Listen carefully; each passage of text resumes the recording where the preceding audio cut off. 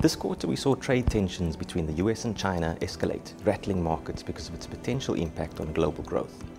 Emerging market pressures also intensified, with the impact of rising US interest rates and a stronger dollar posing headwinds. In developed markets, US growth was strong, while Italy's relationship with the euro, as well as the ongoing Brexit dialogue, caused strain. Back home, South Africa's economy slipped into recession, which President Ramaphosa responded to with a stimulus package of our own in order to help kickstart the domestic economy. Global equities marched higher this quarter thanks to developed market equities, which outpaced emerging markets. The US was the main contributor, with their stock market reflecting the underlying strength of their economy.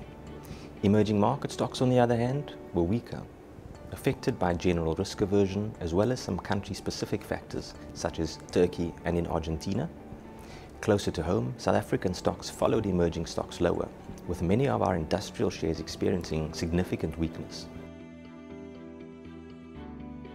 Global equities were the best performing asset class this quarter, with other asset classes offering more muted returns.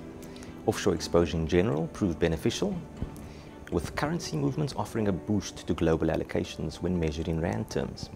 SA property and SA bonds underperformed cash this quarter, but both now offer compelling yields. Offshore interest-sensitive assets treaded water in dollar terms, but performed reasonably well when measured in rands.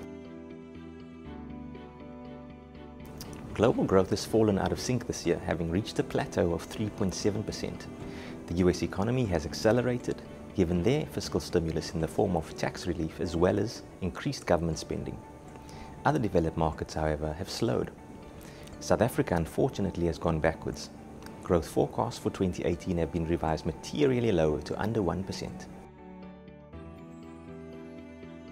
Even though risks have increased, we think the conditions that have driven the current equity bull market remain in place, and we therefore maintain a pro-growth positioning in the funds. We welcome our new finance minister, whose budget speech in October has received mixed reviews. The budget made it clear that our economic challenges remain, but our sense is that we are better off than a year or two ago. We suspect that the government may have done enough to appease the rating agencies for now. Thank you, and we wish you well over the festive season.